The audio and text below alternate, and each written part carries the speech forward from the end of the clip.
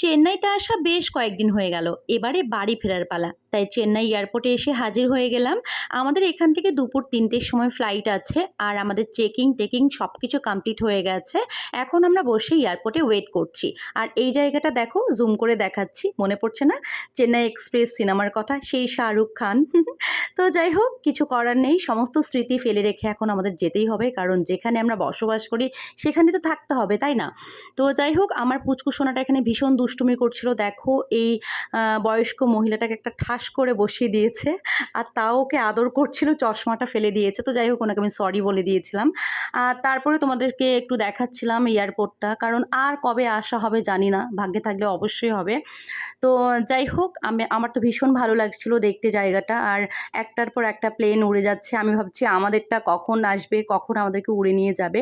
তো এয়ারপোর্টে বেশ কিছুক্ষণ আমরা ছিলাম। আর আমার পুচকু সোনা ভীষণ দুষ্টুমি করছিল, ভীষণ দুষ্টুমি করছিল। তো যাই হোক, ফাইনালি আমাদের হচ্ছে ইন্ডিগো এসে হাজির। আমরা এখন প্লেনে উঠবো। তো যাই হোক, দেখো, আমাদের হচ্ছে যে জায়গাটার দিক দিয়ে যেতে হবে সেখান দিয়ে যাচ্ছি। আর তারপরে আমরা হচ্ছে দেখো উঠে বসবো। আর এখানে হচ্ছে এটা আমাদের না, যেটাতে আমরা উঠবো ওটাও ইন্ডিগো।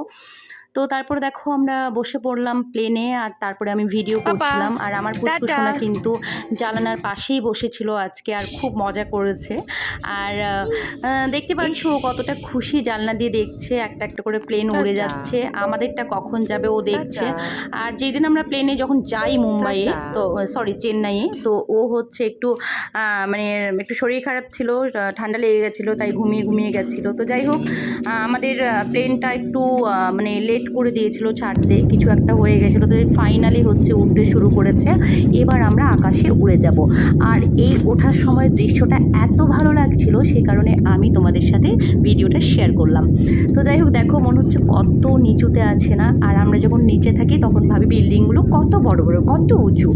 তো যাই হোক, আকাশপথটা পেরিয়ে আমার ভীষণ ভালো লাগছিল। আর মেঘগুলো এত সুন্দর হয়েছিল, কি আর বলবো, অনেক সুন্দর লাগছিল দেখতে। তো তোমরা দেখতেই পারবে ভিডিওটাতে, সমস্ত কিছু শেয়ারও করেছি। আর এখানে দেখো মনে হচ্ছে আমরা কোনো মানে আর্ট করা কোনো মানে ক্যালেন্ডার হয় বা পোস্টার হয় সেগুলো দেখছি। তো যাই হোক, আস্তে আস্তে আমরা আরও উঁচুতে উঠছি, আরও উঁচুতে উঠছি। তারপরে চলে এলাম হচ্ছে একদম মেঘের রাজ্যে। তো তারপর নিয়ে নিলাম প্লেনে 2 কাপ কফি, একটা আমি, একটা হাজব্যান্ড। আর পুচকু সোনা একটু ঘুমিয়ে গেছিলো শেষের দিকে। আর এক কাপ কফির দাম 200 টাকা, মানে দুজন খেয়েছি 400 টাকা। মানে কী আর বলবো, আমি এখানে পাপাকে বাড়ি গিয়ে বলবো যে তুমি হচ্ছে, আমি তোমাকে 1 কাপ কফি করে দেবো, তুমি আমাকে 200 টাকা দিবা। তো যাই হোক, দেখো মেঘগুলো কত সুন্দর লাগছে। আর আজকে না ওয়েদারটা ভীষণ খারাপ ছিল, তাই ফ্লাইটটা একটু মানে কেমন যেন করছিল যাওয়ার সময়।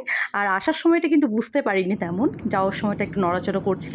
তো যাই হোক, গল্প সল্প করতে করতে আমরা চলে এলাম হচ্ছে কলকাতা এয়ারপোর্টে। তো দেখো, কলকাতায় এসছি মানে বুঝতেই পারছো, নিজের ঘরেই আসা। আর কলকাতাতে কিন্তু আজকে আমরা স্টে করব, আজকে থাকবো, কালকে থাকবো, তারপরে আমরা বাড়ি যাব। মানে এই কলকাতা আসা মানে আমার হাজব্যান্ড মনে করে ও অর্ধেক বাড়িতে চলে এসছে। তো কলকাতাতে আমরা এখন একটা হোটেলে উঠবো। তো তারপরে আমরা কোথায় যাচ্ছি না যাচ্ছি সমস্তটাই তোমাদের সাথে শেয়ার করব। আর এয়ারপোর্টে নেমে ইচ্ছে হলো না যে কোনো ভিডিও শ্যুট করি, তো সেই কারণে হচ্ছে এখানেই ভিডিওটা শেষ করছি। ভিডিওটা ভালো লেগে থাকলে তোমরা লাইক, কমেন্ট, শেয়ার করবে। আর আমার চ্যানেলটাকে প্লিজ সাবস্ক্রাইব করে দিও। বাই বাই, টাটা, ভালো থেকো।